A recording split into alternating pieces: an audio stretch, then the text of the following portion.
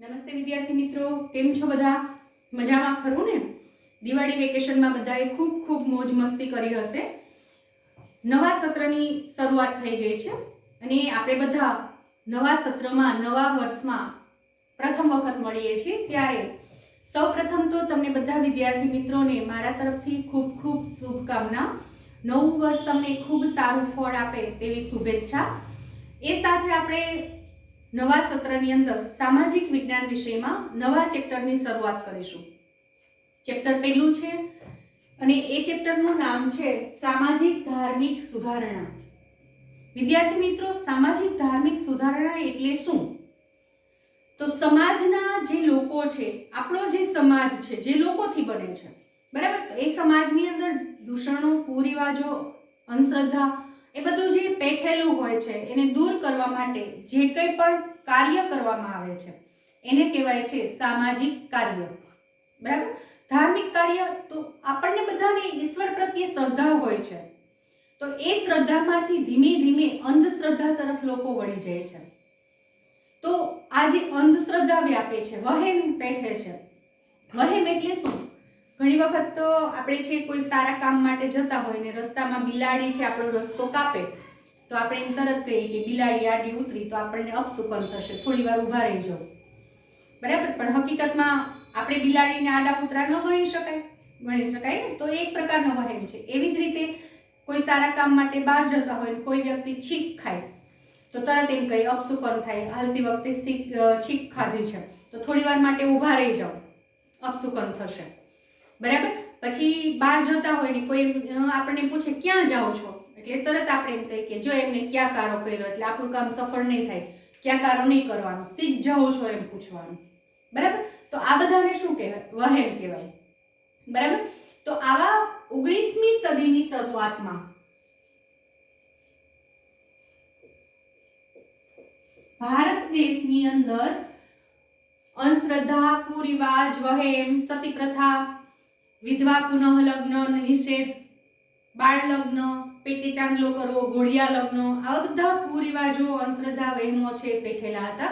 એને દૂર કરવા માટે સામાજિક અને ધાર્મિક સુધારણા કરવામાં આવે છે. એટલે કે સામાજિક ધાર્મિક સુધારણા માટે આંદોલન કરવામાં આવે છે, ચળવળ ચલાવવામાં આવે છે. બરાબર. તો આવી ચળવળ કોણ ચલાવે છે? તો એના માટે આપણે જોઈએ રાજા રામમોહન રાય.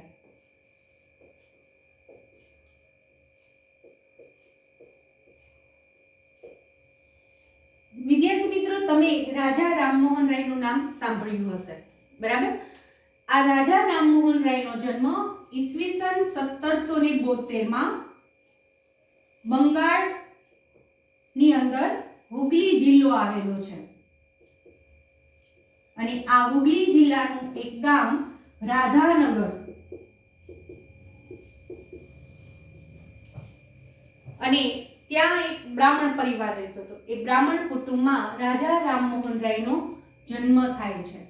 વિદ્યાર્થી મિત્રો, ખાસ યાદ રાખવાનું છે, 1 માર્ક્સની અંદર પ્રશ્ન પૂછાઈ શકે. ઈસવીસન 1772 રાજા રામમોહન રાયનો જન્મ થયો છે. પ્રશ્ન એમ પૂછાય કે રાજા રામમોહન રાયનો જન્મ કઈ સાલમાં થયો હતો? તો જવાબ આવશે ઈસવીસન 1772. એમ પૂછાય કે કયા જિલ્લામાં થયો હતો? કયા જિલ્લામાં? તો આવશે હુગલી જિલ્લામાં. કયા ગામમાં થયો હતો? તો આવશે રાધાનગર. અને કયા કુટુંબમાં થયો હતો? તો આવશે બ્રાહ્મણ કુટુંબમાં એમનો જન્મ થયો હતો. બરાબર. હવે રાજા રામમોહન રાય છે એ 2 ભાઈઓ હતા અને રાજા રામમોહન રાયના લગ્ન છે એ બાળપણમાં જ થઈ જાય છે. ખૂબ જ નાની વયે રાજા રામમોહન રાયના લગ્ન થઈ જાય છે. હવે કાળક્રમિક ઘટના એવી બને છે કે રાજા રામમોહન રાયના જે મોટા ભાઈ છે એમનું કોઈ કારણસર અવસાન થાય છે અને એમનું અવસાન થતા એમના ભાભી છે એ સતી થાય છે. વિદ્યાર્થી મિત્રો, સતી થવું એટલે શું? તો એ સમયમાં એવો રિવાજ છે, કુરિવાજ આપણે કહી શકીએ, રિવાજ ના કહી શકીએ, કે એવો કુરિવાજ પ્રચલિત હતો કે કોઈ પણ સ્ત્રી છે એનો પતિ મૃત્યુ પામે તો એ સ્ત્રીએ એમના પતિની ચેહ સાથે, ચેહ એટલે આપણે વ્યક્તિનો અગ્નિ સંસ્કાર કરવા માટે સ્મશાને જઈએ છીએ. બરાબર. તો ત્યાં કાષ્ઠની એક ચેહ તૈયાર કરવામાં આવે છે ગોઠવીને, તેના પર મૃત વ્યક્તિને સુવડાવી અને પછી એમને અગ્નિ સંસ્કાર આપવામાં આવે છે.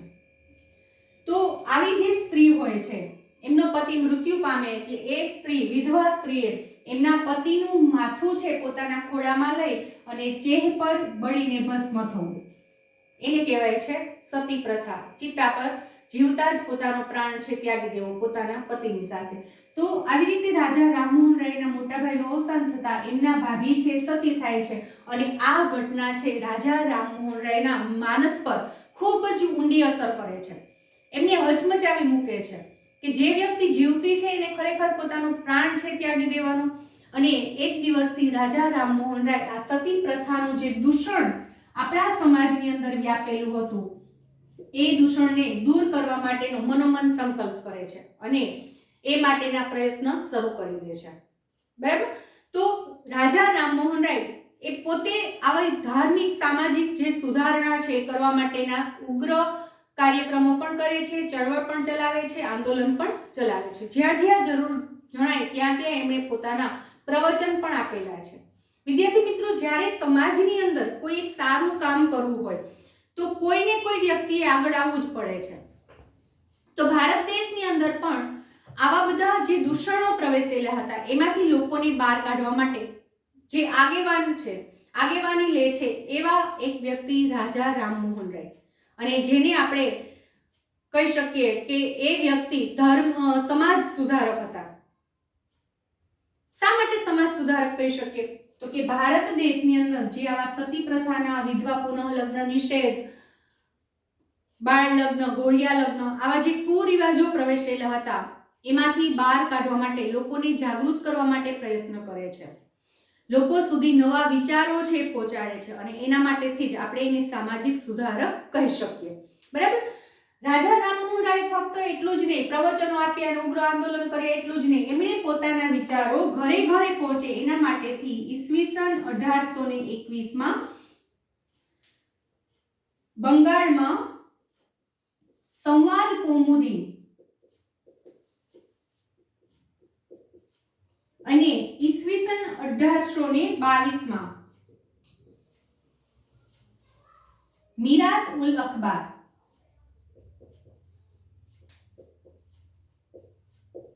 શરૂ કરે છે અને એની અંદર પોતાના વિચારો, પોતાના લેખો આપી અને એ નવા જે વિચારો છે, નવજાગૃતિના જે વિચારો છે એ ઘરે ઘરે પહોંચાડવામાં મદદરૂપ થાય છે, અથવા તો એની અંદર પોતાના લેખો પ્રગટ કરે છે, પોતાના મંતવ્ય છે એની અંદર મૂકે છે, પોતાના વિચારો છે રજૂ કરે છે. એટલું જ નહીં, ઈસવીસન 1828 બ્રહ્મો સમાજની સ્થાપના પણ કરે છે. આ ઉપરાંત ભારત દેશની અંદર હિન્દુ કોલેજની સ્થાપના પણ કરે છે.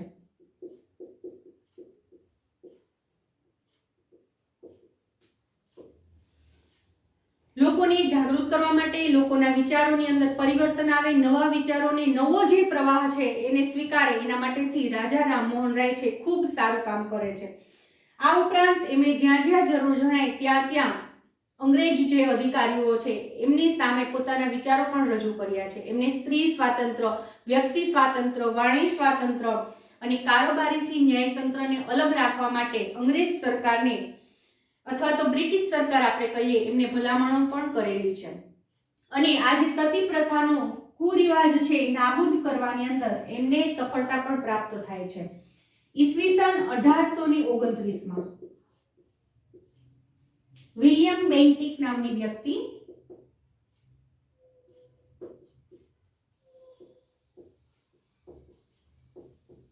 સતી પ્રથા નાબૂદીનો કાયદો છે અમલમાં મૂકે છે અને એ સાથે જ ભારત દેશની અંદર સતી થવા પર પ્રતિબંધ મૂકવામાં આવે છે. એટલે કે કોઈ પણ સ્ત્રીનો પતિ જો મૃત્યુ પામે તો પાછળ એમની પત્નીએ સતી થવું ફરજિયાત નથી, એના પર પ્રતિબંધ મૂકવામાં આવે છે. કોઈ પણ સ્ત્રીએ સતી થવું નહીં.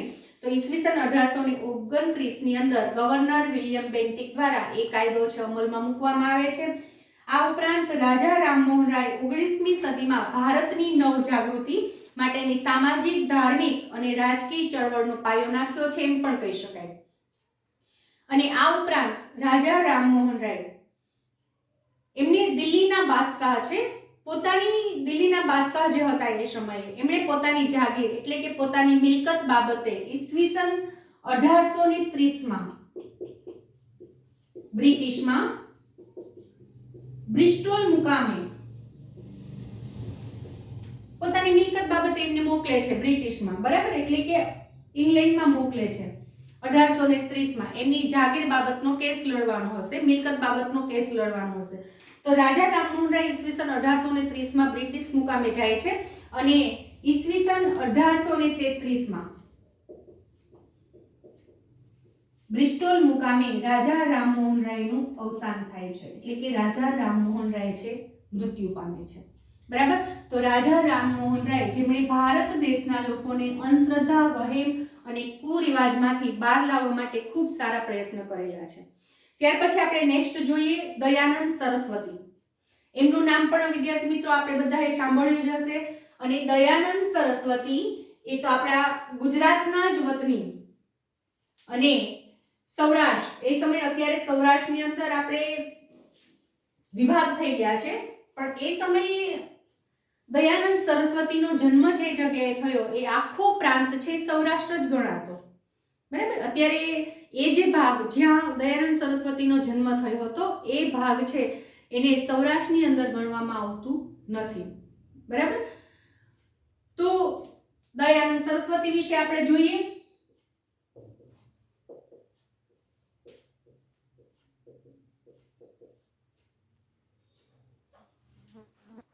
દયાનંદ સરસ્વતી એમનો જન્મ 12 ફેબ્રુઆરી 1824માં થયો હતો. 12 ફેબ્રુઆરી ઈસવીસન 1824માં જન્મ. કઈ જગ્યાએ થયો હતો? તમને બધાને કદાચ આઈ થિંક 99% તમને ખ્યાલ હશે કે દયાનંદ સરસ્વતીનો જન્મ ક્યાં થયો હતો, બરાબર. ન ખ્યાલ હોય તો કહું, દયાનંદ સરસ્વતીનો જન્મ મોરબી નજીક, મોરબી પાસે ટંકારા ગામ આવેલું છે, આ ગામની અંદર એમનો જન્મ થયો હતો. હવે સ્વામી દયાનંદ સરસ્વતી, એમનું મૂળ નામ સ્વામી દયાનંદ સરસ્વતી નથી, પરંતુ એમનું મૂળ નામ છે દયાનંદ મૂળશંકર.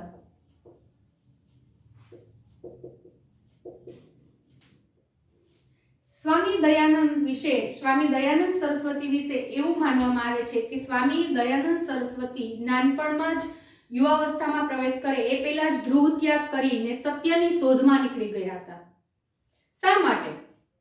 સ્વામી દયાનંદ સરસ્વતીના જન્મ વિશે આપણે જોઈએ તો સ્વામી દયાનંદ સરસ્વતી છે એનો જન્મ પણ એક બ્રાહ્મણ કુટુંબમાં થયો હતો. સનાતન બ્રાહ્મણ કુટુંબમાં એમનો જન્મ થયેલો હોવાનું માનવામાં આવે છે, એટલે કે એમનો જન્મ છે થયો હતો બ્રાહ્મણ કુટુંબમાં.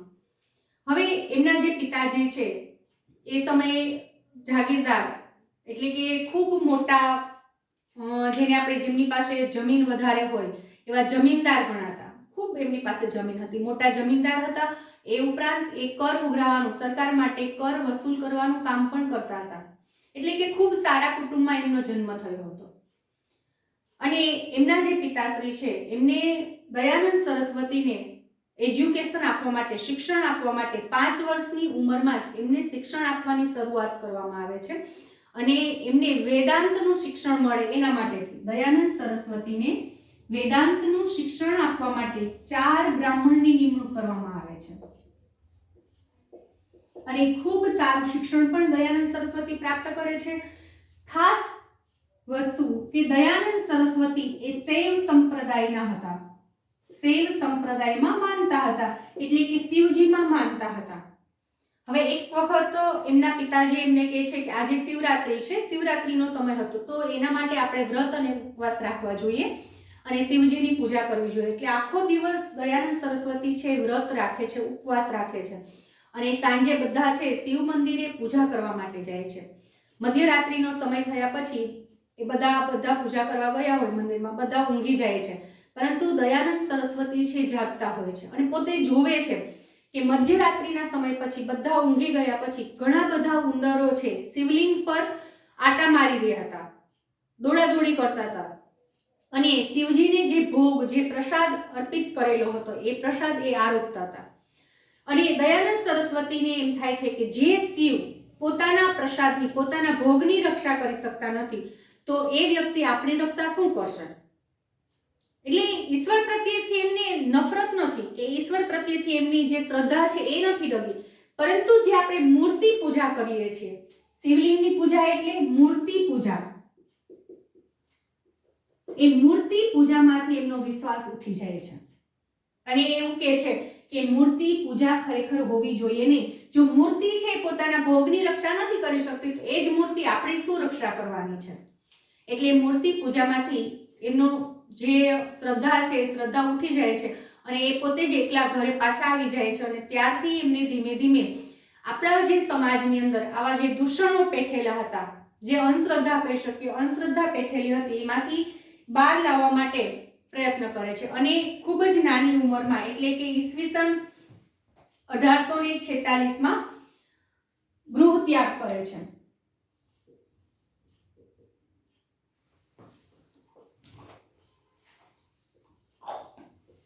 નાની ઉંમરમાં જ એ ઘરનો ત્યાગ કરે છે. બરાબર. હવે ગૃહ ત્યાગ શા માટે કરે છે? તો કે સત્યની શોધ માટે. સત્યની શોધ માટે. ખરેખર સત્ય શું છે? ખરેખર ઈશ્વર શું છે? ઈશ્વરને પામવા માટે, એમને મેળવવા માટે તે ગૃહ ત્યાગ કરે છે. સ્વામી દયાનંદ સરસ્વતી છે એ વર્ગવિહીન અને જ્ઞાતિવિહીન સમાજ રચના, આ ઉપરાંત ધાર્મિક, સામાજિક અને રાષ્ટ્રીય દ્રષ્ટિએ ભારતની એકતા અને અખંડિતતા જાળવવા માટે ખૂબ જ સરસ પ્રયત્ન કરે છે, ખૂબ સારા કાર્ય કરે છે. એમ પણ કહેવાય છે કે ઈસવીસન 1857માં જે પ્રથમ સ્વાતંત્ર્ય સંગ્રામ થયો એની અંદર પણ સ્વામી દયાનંદ સરસ્વતીએ ખૂબ મોટું યોગદાન આપેલું છે. આ ઉપરાંત સ્વામી દયાનંદ સરસ્વતી લોકોને વેદ તરફ પાછા વળો, વેદ તરફ પાછા વળો એટલે કે વેદ, આપણી જે સંસ્કૃતિ છે એ સંસ્કૃતિ તરફ ફરી પાછા વળો એવો સંદેશ પણ આપે છે, એવો બોધ પણ આપે છે. વેદ ક્યાં ક્યાં છે વિદ્યાર્થી મિત્રો? યાદ હશે તમને, બરાબર? ઋગ્વેદ, સામવેદ, યજુર્વેદ અને અથર્વવેદ. આ 4 વેદ છે અને આપણા જે ચારેય વેદ છે એની અંદર કોઈ જગ્યાએ સતી પ્રથા, બાળ લગ્ન, ઘોડિયા લગ્ન, અંધશ્રદ્ધા, વહેમ એનો કોઈ જગ્યાએ ઉલ્લેખ જ જોવા નથી મળતો. એટલે લોકોને ખરેખર સાચા અર્થમાં આપણા વેદ શું છે, આપણી સંસ્કૃતિ શું છે, આપણી સભ્યતા શું છે અને આપણા જે ધાર્મિક ગ્રંથો છે એ શું કહેવા માંગે છે, એના માટેથી વેદ તરફ પાછા વળવાનો બોધ આપે છે. આપણી સંસ્કૃતિ તરફ પાછા વળો. અને એ સમયની અંદર ઘણા બધા જે આક્રમણો આપણા ભારત દેશની અંદર થયા એને લીધેથી ઘણા લોકોને ધર્મ પરિવર્તન છે કરવું પડ્યું હતું. હિન્દુ ધર્મ છોડી અને અન્ય સંપ્રદાય અંગીકાર કરવો પડ્યો હતો. એ લોકો છે ફરી પાછા આપણા ધર્મની અંદર હિન્દુ ધર્મનો સ્વીકાર કરે એના માટેથી શુદ્ધિ ચળવળ પણ ચલાવે છે. શુદ્ધિ ચળવળ પણ ચલાવે છે જેથી કરીને હિન્દુ ધર્મ તરફ લોકોને પાછા વળવા માટે, હિન્દુ ધર્મની અંદર પ્રવેશ કરવા માટેના દ્વાર એમના માટે ખુલી જાય છે. આ ઉપરાંત ઈસવીસન 1875માં ઈસવીસન 1875 ની અંદર આર્ય સમાજની સ્થાપના કરે છે. આર્ય સમાજની સ્થાપના કરે છે અને આર્ય સ્કૂલ એ પણ શરૂ કરે છે જેથી કરીને છોકરીઓને, દીકરીઓને શિક્ષણ મળી શકે. બરાબર. અને આ આર્ય સમાજની અંદર આર્ય સમાજનો આખા ભારત દેશની અંદર ફેલાવો થાય છે અને એની અંદર ઘણા બધા સારા સારા પ્રવચનો છે આપવામાં આવે છે. ખરેખર આપણી સંસ્કૃતિ શું છે, આપણી સભ્યતા શું છે, ધર્મ શું કહે છે, આપણા જે મહાન ગ્રંથો છે રામાયણ, મહાભારત, ભાગવત એ શું કહેવા માંગે છે, એના વિચારો જે છે એ લોકો સુધી પહોંચાડવામાં આવે છે. આ ઉપરાંત આપણે એમ પણ કહી શકીએ કે સ્વામી દયાનંદ સરસ્વતી એમના જે વિચારો છે સમગ્ર દેશની અંદર ફેલાઈ ગયા તો એની પાછળનું કારણ શું? કારણ કે એ જે પ્રવચન આપતા હતા એ પ્રવચન હિન્દી ભાષામાં આપતા હતા અને એને લીધેથી ઝડપથી એમના વિચારો છે સમગ્ર દેશની અંદર ફેલાઈ ગયા. અને એમના મૃત્યુ વિશે એવું માનવું છે કે કોઈ વ્યક્તિ એમને ઝેર આપી દીધું અને ઝેર આપવાથી એમનું મૃત્યુ થયું છે. હકીકતમાં એમનું મૃત્યુ કેવી રીતે થયું છે એના માટેનો નક્કર પુરાવો આપણને હજી સુધી પ્રાપ્ત થયો નથી. અને સ્વામી દયાનંદ સરસ્વતી એમના જે ગુરુ છે મથુરામાં વિરજાનંદ, એમના પાસેથી એ દીક્ષા લે છે અને એમને પોતાના ગુરુ બનાવી અને એમની પાસેથી ઘણું બધું શીખે છે, બરાબર. અને ઘણા બધો જે આપણા ધર્મની અંદર શું કહેવા માંગે છે, ધર્મ ખરેખર કેવો હોવો જોઈએ એના માટેનું એ શિક્ષણ પ્રાપ્ત કરે છે. સ્વામી દયાનંદ સરસ્વતીનું અવસાન થાય છે ત્યાર પછીથી એમની જે આર્ય સમાજની જે સ્થાપના કરી છે, એમના જે વિચારો છે એ વિચારોને લોકો સુધી પહોંચાડવા માટે લાલા હંસરાજ, પંડિત ગુરુદત્ત અને લાલા લજપતરાય જેવા નેતાઓ આ સંસ્થાની અંદર જોડાય અને પ્રવૃત્તિઓ છે લોકોને અંધશ્રદ્ધામાંથી બહાર લાવવા માટેની, વહેમોમાંથી બહાર લાવવા માટેની પ્રવૃત્તિઓ છે ચાલુ રાખે છે. અને ગુજરાતમાં વડોદરાની અંદર આર્ય કન્યા વિદ્યાલય પણ શરૂ કરવામાં આવે છે, જેની અંદર શિસ્ત, શ્રમ, સત્ય અને ચારિત્રના પાઠ, આપણે જેને મૂલ્યલક્ષી શિક્ષણ કહી શકીએ, એના પાઠ છે શીખવવામાં આવે છે, બરાબર. તો આ થઈ આપણે વાત સ્વામી દયાનંદ સરસ્વતીની. આજના ટોપિકમાં આપણે રાજા રામમોહન રાય અને સ્વામી દયાનંદ સરસ્વતી વિશે આપણે વાત કરી. નેક્સ્ટ લેક્ચરની અંદર આપણે બધા રામકૃષ્ણ પરમહંસ, સ્વામી વિવેકાનંદ એમના વિશે વાત કરીશું. એમણે સમાજની અંદર પોતાનું શું યોગદાન આપ્યું છે એમના વિશે જાણીશું. Thank you.